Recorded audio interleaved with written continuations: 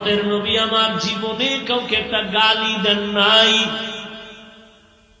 বরং হাজার বিধর্মী আমার নবীরে গালি দিয়েছে, নবী একটা গালির জবাবও কোনোদিন দেন নাই। আপনি পারবেন? আপনারে যদি কেউ করে 12টা বাজাবো, আপনি রেডি হয়েছেন তোরে 13টা বাজাবো। আপনারে কেউ একটা গালি দিছে, আপনি 10টা দিয়ে দিছেন। একজনারে মানুষের সামনে লজ্জা দিয়ে আপনি খুব খুশি, আমি পারি আর কেউ পারে না। রহমতের নবী গালি দিবেন দূরের কথা, নবীর সামনে দাঁড়ায় ইহুদিরা গালি দেয়, নবী একটা জবাব দেন না। আবু বকর পাশে দাঁড়াইয়া পেরেশান, রহমতের নবীরে গালি দেয়, আমি আবু বকর মেনে নিতে পারি না। আবু বকর দাঁড়ায়, নবী বলে বসেন, জবাব দিয়েন না। কিছুক্ষণ পর আবু বকর কন্ট্রোল করতে না পেরে দাঁড়ায়া জবাব দেওয়া শুরু করলেন। নবীজির মনটা বেজার হয়ে গেল। সব যখন ইহুদি গালি দিয়া চলে গেল, আবু বকর বলেন, ইয়া রাসূলুল্লাহ, যতক্ষণ জবাব দেই না ততক্ষণ আপনার মন ছিল সুন্দর, চেহারা হাসি। আমি যখন আপনার মোহব্বত নিয়ে জবাব দেওয়া শুরু করলাম, আপনার মনে কষ্ট নিলেন, মনে হইল কেন? নবী বললেন, হে আবু বকর, যতক্ষণ আমি চুপ ছিলাম, জবাব দেই নাই, তুমিও চুপ ছিলা। আমি দেখতেছিলাম রহমতের ফেরেশতা আল্লাহ পাঠাইছেন ইহুদির জবাব দেওয়ার জন্য। যখন আপনি জবাব দেওয়া শুরু করছেন, ওই রহমতের ফেরেশতা চলে গেছে। অযুবক বাবা, নিজে জুলুম করো না। কেউ যদি জুলুম করে আল্লাহর উপরে ছেড়ে দাও, তোমার বিচারটা হবে সামান্য, আল্লাহর বিচার কঠিন। একটু ধৈর্য ধরো, চোখে শুধু তাকায় দেখবা কেমনে আসমানের বিচারটা হয়, কঠিন ভাবে। ধৈর্য ধরো, তবে তুমি জুলুম করিও। কেমন মায়ার নবী আমার জীবনে কোনোদিন গালি দেন নাই, জবাব দেন নাই। শুধু কি তাই, নবী দুইটা চোখ মোবারক গরম করে কারো দিকে তাকান নাই। জীবনে কোনোদিন নবী গরম চোখে কারো দিকে তাকান নাই। বরং মায়ার নবী, কেমন সুন্দর আদর্শ।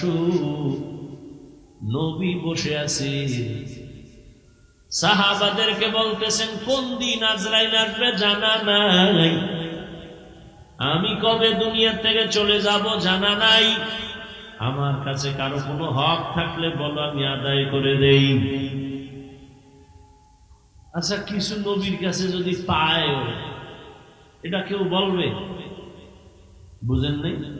নবীর কাছে যদি কিছু পায়, কোন সাহাবী বলবে? দূর, নবীর কাছে আবার চাওয়া কি? নবী বলেন, কিছু পাও না থাকলে বলেন, আমি দিয়ে দেই। বান্দার হক যেন আমার মাথায় না থাকে, আসামির কাঠগড়ায় দাঁড়াতে হবে। সবাই চুপ হয়ে গেছে। নবী কয় কি, আমাদের কাছে পাইবে কিসের হক? কিন্তু না, একজন সাহাবী দাঁড়ায় গেছে, দাঁড়ায় বলেন, ইয়া রাসূলুল্লাহ, আপনি আমার একদিন একটা চর মারছিলেন হালকা ভাবে, এমনি। সাহাবায়ে কেরাম তো গরম হয়ে গেছে ভিতরে ভিতরে, কিন্তু কিছু বলে না, বেয়াদবি হবে। এত বড় দুঃসাহস কেন দাঁড়াইল? নবী বুঝছেন, বুঝা কয়, কেউ কথা বলবা না, সাহাবীরে রাস্তা করে দেও, হক আদায় করার জন্য আমার কাছে আসবে। সাহাবী এক কদম দুই কদম করে নবীর সামনে আগাইয়া, সামনে গিয়া কয়, ইয়া রাসূলুল্লাহ, আপনি যখন আমারে চর মারছিলেন, আমার শরীরে কোনো কাপড় ছিল না, জামা ছিল না। নবী কয়, তো আমার জামাটাও খোলা লাগে। নবী এই কথা বইলা যখন হাত দুইটা দিয়া পিছের জামাটা উঠাইছেন, খুলবে, সাহাবী একটা দৌড় দিয়ে পিছনে চলে গেছে। পিছনে যায় একটা দৌড় দিয়া নবীর গর্দানের নিচে মোহরের নবুয়ত, পেছন থেকে আইসা ওখানে চুমা দিছে। চুমা দিয়েই নবীর কদমে পড়ে বলেন, ইয়া রাসূলুল্লাহ, মাফ করে দেন, বেয়াদবি না জানি হয়ে গেল। নবী বলেন, সাহাবী, এই কামটা করার জন্য তো বাহানা করছো তুমি, আমার মোহরে নবুয়তে চুমা দিছো, না জানি জান্নাত ওয়াজিব করে ফেলেছো। মায়ার নবীর আদর্শ কত সুন্দর, রহমতের নবীর আদর্শ। ইহুদি হাতের মধ্যে তরবারি নিছে, কেউ নাই, নবী সামনে দাঁড়ানো। ইহুদি এই আব্দুল্লাহর ছেলে, এখন তো কেউ নাই, তুমি আর আমি, তরবারি আমার হাতে দেখছো? দেখছি। ইহুদিকে এখন যদি তোমার কল্লার উপরে তরবারি মারি, কে ফিরাবে?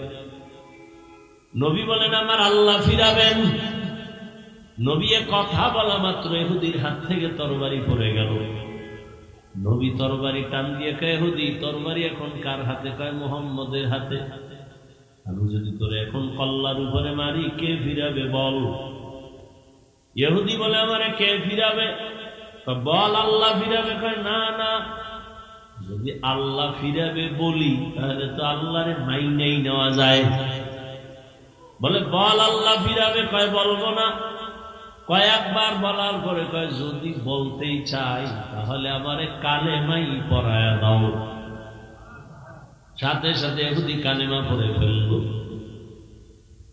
আল্লাহ পাক বলেন, মানুষ তোমার দুনিয়াতে আমি আল্লাহ এত আদর করে বানাইছি, আখিরি নবীর উম্মত বানাইছি, যে কারণে অন্য নবীর উম্মতেরা গুনাহ করলে ঘুমের মধ্যে চেহারা পাল্টায় যাইত, কিন্তু তোদের গুনার কারণে আমি চেহারা পাল্টাই না, কারণ তোরা আমার মায়ার নবীর উম্মত।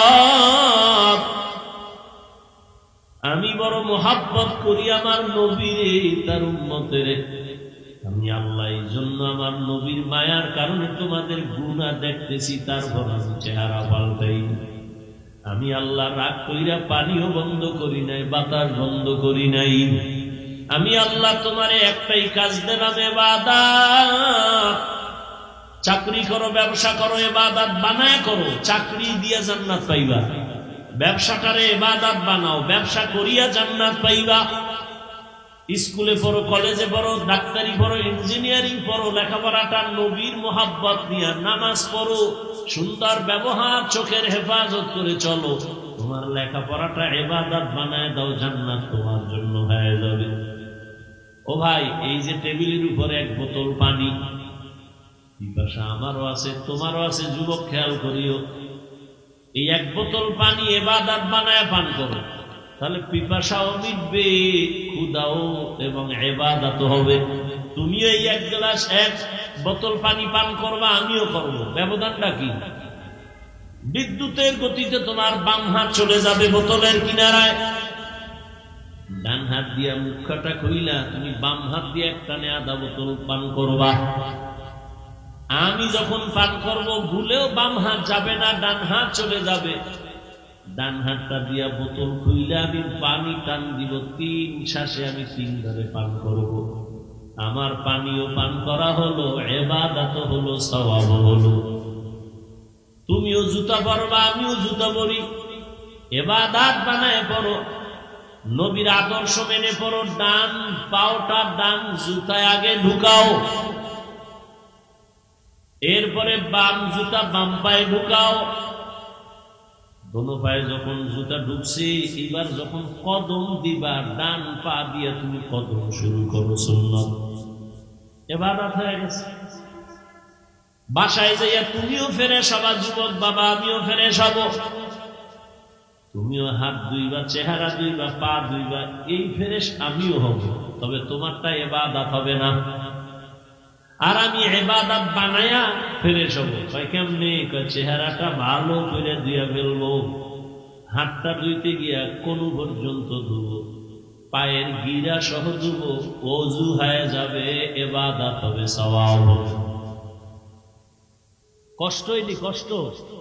আর তুমিও তো এই কাজ করো, বাথরুমে যাও না তুমি, ইবাদত বানায় যাও। বাম পা দিয়া ঢুকবা, খালি মাথায় যাইও না, খালি পায়ে ঢুকবা না। জুতা পরে যাও, মাথায় কোনো কাপড় দিয়া যাও বা টুপি পরে যাও। বাম পা দিয়া ঢুকো, ঢুকার আগে তুমি বিসমিল্লাহ বলো, আর দোয়া পারলে বলো। বাথরুমে গিয়া যখন বসবা বাম পায়ের উপরে ভর করে বসো, মানে ভরটা থাকবে কোন পায়ে? বাম পায়ে। হাঁটুর উপরে কাপড় উঠানো যাবে না। ঢিলা কুলুক ব্যবহার করো, না থাকলে অন্তত টিস্যু ব্যবহার করো। কয়জনের বাথরুমে টিস্যু আছে, জুতা আছে, টুপি পরে যাও। বাথরুম হলো জিন শয়তানের আড্ডাখানা। এই জন্য বাথরুমে দুর্ঘটনা বেশি হয়, মানুষ কইরা যায়, মাথা ফাটে, পাও ভাঙ্গা যায়। আল্লাহর কসম, নবীর আদর্শ মেনে যদি বাথরুমে যাও, ইনশাআল্লাহ দুর্ঘটনা থেকে সুন্নতের আমলে হেফাজত হয়ে যাইবা। তুমিও বাথরুমে যাও, আমিও বাথরুমে যাই, ইবাদত বানায় যাও। বাম পা দিয়া ঢুকবা, দোয়া পইরা ঢুকবা, খালি পায়ে ঢুকবা না, খালি মাথায় ঢুকবা না। খানা খাইতে বসছো, আমিও খানা খাবো, দস্তারখান বিছাও। খানা খাওয়ার আগে দোনো হাতের কবজা পর্যন্ত ধুইয়া নাও, সুন্নত। তবে যেই প্লেটে ভাত নিবা ওই প্লেটে হাত দিও না। অন্য পাত্রে গিয়া দোনো হাতের কবজা পর্যন্ত ধুইয়া খানার প্লেটে বৈশা। এরপরে বান্দা তুমি ডান দিক থেকে প্লেটের খানা শুরু করো, বিসমিল্লাহ বলে খানা শুরু করো। আল্লাহর নিয়ামত মনে করে খাও, খানাটা ইবাদত হয়ে যাবে। ঘুমাও, আমিও ঘুমাবো, তুমিও ঘুমাবা, ইবাদত বানায় ঘুমাও। ওযু করিয়া ডান কাতে ঘুমাও, দরুদ শরীফ পড়ে পড়ে ঘুমাও। লাগাতার যদি আমলটা রাখতে পারো, ইনশাআল্লাহ ঘুমের ঘরে আমার রাসূলের সাথে মোলাকাত হয়ে যাবে। কঠিন মনে করো কেন? ও ব্যবসায়ী বাবারা, দোকানে লেখো বিক্রি করা মাল ফেরত নেওয়া হয়। যদি লেখো হয় না, তোমার ব্যবসা ইবাদত হবে না। লেখো অবশ্যই বিক্রি করা মাল ফেরত নেওয়া হয়। জীবনে মিথ্যা কথা কাস্টমারের সাথে বলবা না, ধোঁকা দিবা না। নামাজের আজান হয়ে গেছে, শাটার টেনে নামাজে যাও, কিচ্ছু লাগবে না, তোমার ব্যবসায়ী জান্নাত পর্যন্ত পৌঁছায় দিবে। নবী কয়, এই ব্যবসায়ী, আমি মুহাম্মদের সাথে জান্নাতে থাকব। আত-তাজিরুস সুদুকুল আমিন মা'আন নাবিয়্যিন ওয়াস সিদ্দিকিন ওয়াশ শুহাদা। এবার একটু বাস্তবে ফলাফল দেখি। কি? এবার একটু দেখেন তো, এই ইবাদত বানাইয়া আপনার মতো বান্দা, আমগো মতো হুজুর না, জেনারেল লাইনে থাইকা, এই যুবকেরা বলো, তোমার মতো যুবক নবীজির আদর্শ মানিয়া রাস্তায় চলে, স্কুলে পড়ে, কলেজে পড়ে, নামাজ পড়ে, দাড়িওয়ালা, RAB, police, army, BDR, OC, DC, SP, doctor, professor, engineer, রাস্তার গাড়ির ড্রাইভার, কৃষক, শ্রমিক, জেলে, 5 ওয়াক্ত নামাজ পড়ে জেনারেল লাইফের সন্তান, সত্য কথা বলো আছেন?